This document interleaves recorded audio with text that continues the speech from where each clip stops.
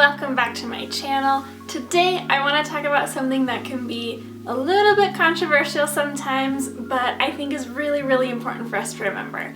I want to talk about loving what you already own when it comes to beauty products. It can be so enticing to want to buy the latest release, the latest skincare product that is going to make your perfect life, that is going to just make all your dreams come true, the perfect eyeshadow palette that's really going to give you that it look, you know, these colors that you just have to try, but they're actually maybe pretty dang similar to what you already own.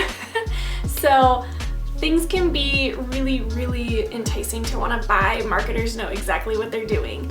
But I want to talk about loving what you already own and give you some practical tips to help you make wise decisions when purchasing your beauty products so that you have a kit that you love and that you're going to keep using and that you're going to actually use up before things expire, or at least give you a better chance of doing so.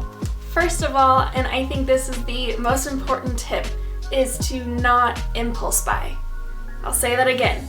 Do not impulse buy. This is where the marketers really get you. They want that flashy, like you need it now, get it before it's gone, it's gonna sell out, this is limited edition. That's how they rope you in, and then you just impulsively say, oh my gosh, I have to have it. And then you buy something that you really didn't need or didn't actually want or is super similar to what you already own. So impulse buying is going to be the biggest issue for a lot of people to overcome. I know I really have to work at it too, but that's going to really help you out in determining, do I actually use what I own? So do not impulse buy, and that is going to help out a ton. My next tip is to read reviews and look at ingredients. This is particularly important for skincare, where you really want to make sure that the ingredients in the product that you want to try out are things that agree with you or things that have not given you a problem in the past. Or things that really are promoted for your skin type or know work for your skin type. Those are really important things to keep in mind, because if this product is marketed to brighten up all your acne spots, but you look at the ingredients and it's really for someone with oily skin, but you're like me and you have dry skin but you still have these breakouts, then maybe this product is going to be overly stripping for you and you're going to waste your money on it and it's going to sit in a bin somewhere and never be touched again. We want to avoid that. And read reviews. Read reviews from people who have the same skin type as you, who have the same interests as you, have the same needs as you, and kind of find out what worked for them. This kind of coincides with not impulse buying. So when there's that brand new release and you're like, oh my gosh, I have to have it, there's probably not going to be very many reviews, if any at all, to know whether or not this is actually a good product for you.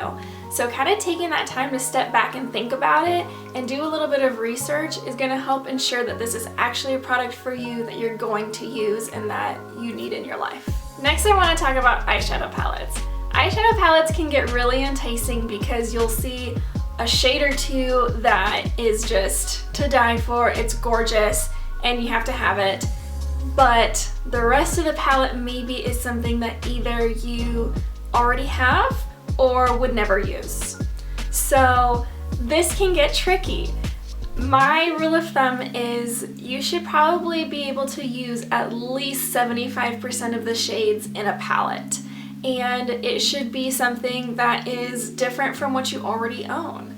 You don't need 50 eyeshadow palettes. There's only so many colors in the universe to be able to make different looks with, right? And so I know that there's a huge difference between like matte and shimmer and glitter and the blendability of different shades and how they all work together, and certain palettes have like a specific color story and all those colors really mesh together well. And that's great and awesome, but you don't need that times 50 or 100. And so when you're looking at eyeshadow palettes, make sure that they are shades that you're going to use and that you don't have basically the exact same thing in a separate palette. Now this also applies to face palettes. So face palettes are super, super convenient, and I personally love them, but they can get tricky because they can have shades that don't work for your skin tone, and maybe you only use 1 or 2 of the shades of, let's say, like a 6 or 8 shade palette if it's combining bronzers and blushes and highlights, and there's kind of everything all in one palette. So when you're making the decision about choosing a face palette, you want to make sure at least 75-ish% of it is going to be usable to you, and that's going to make that purchase the most worth it for you.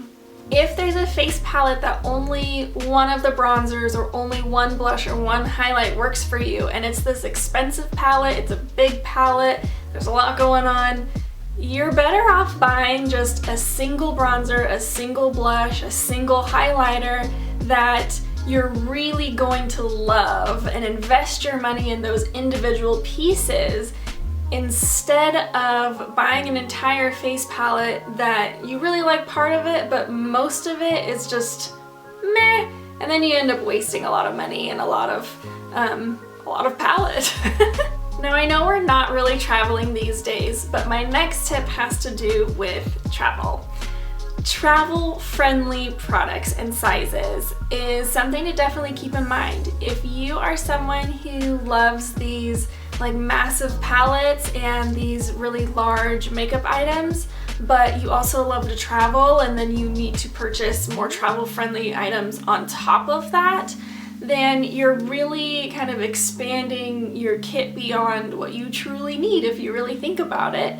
And so if you are wanting to invest your money in only a few products, keep things simple, really love what you own, if you keep that travel-friendly factor in mind, then that palette is going to go with you everywhere. That product is going to stick by your side, whatever it is, you're going to use it no matter where you are in the world. And so those are really important things to consider.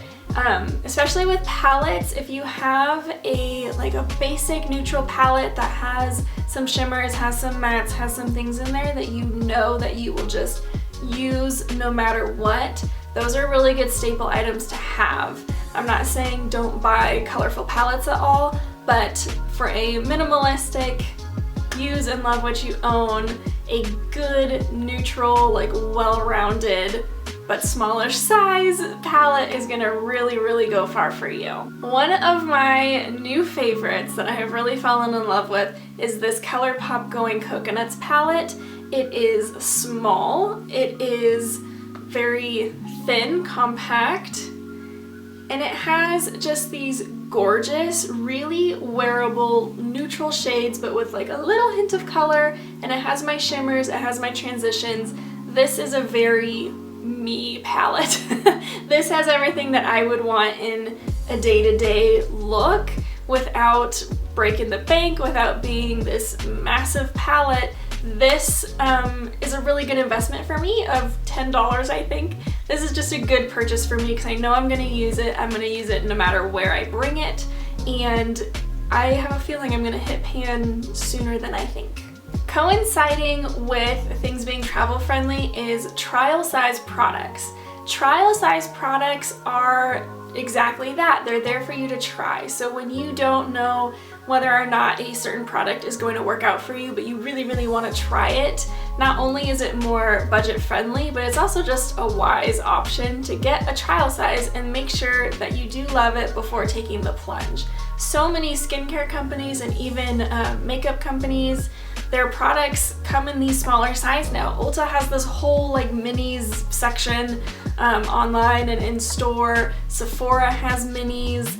You know, a lot of people have these trial size products that you can try before diving in. You want to make sure that you just really love this product and that it's worth the investment to you, and that's going to help you be able to actually use up this product instead of buying a full size where you're just like, meh, I don't want to use the rest of this, so then it just kind of gets wasted. And lastly, but certainly not least, give your skincare products a chance to work.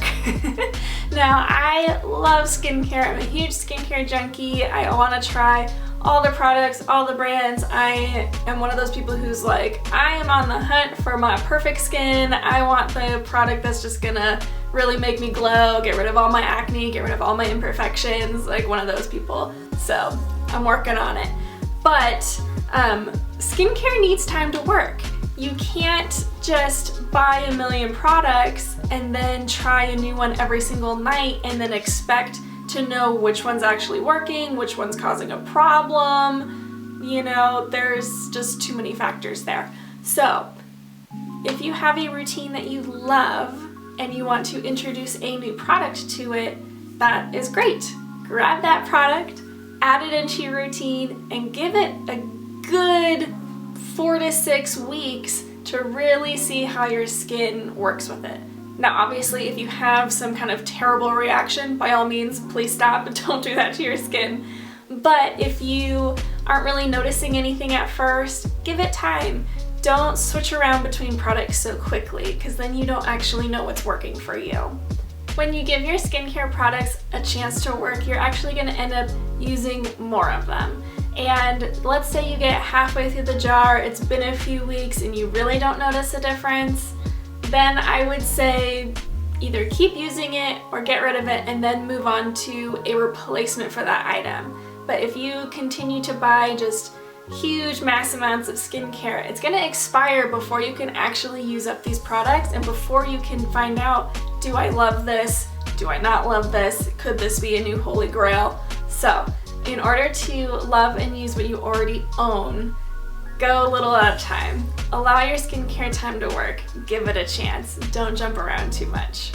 Loving and using what you already own really comes down to investing in quality products over quantity of products. So when I say quality products, that doesn't necessarily mean expensive products. I'm not saying that you have to go out and buy like the most expensive products out there to have quality products, but it also means don't go out and buy all these products that are just okay, they're just kind of meh, that you wanted to try out, because you're actually losing more money that way than if you were to pick one thing that was a little bit more expensive than 20 things that were cheap. You know, when it really comes down to it, if you have that one item that you love and you know that you're going to use over and over and over again, that's way more worth it than just having all these things that you aren't really into and you're not going to touch. So quality over quantity is really, really important. So that's it for today's tips on how to love and use what you already own. I hope this helps you to invest in really wise purchases and find a beauty routine and makeup products that you just absolutely love and you want to invest your money in and you don't feel like you're wasting your hard-earned cash on. So if you like this video, I hope that you will stay for the next one, and I really appreciate you being here. All right, thanks. Bye!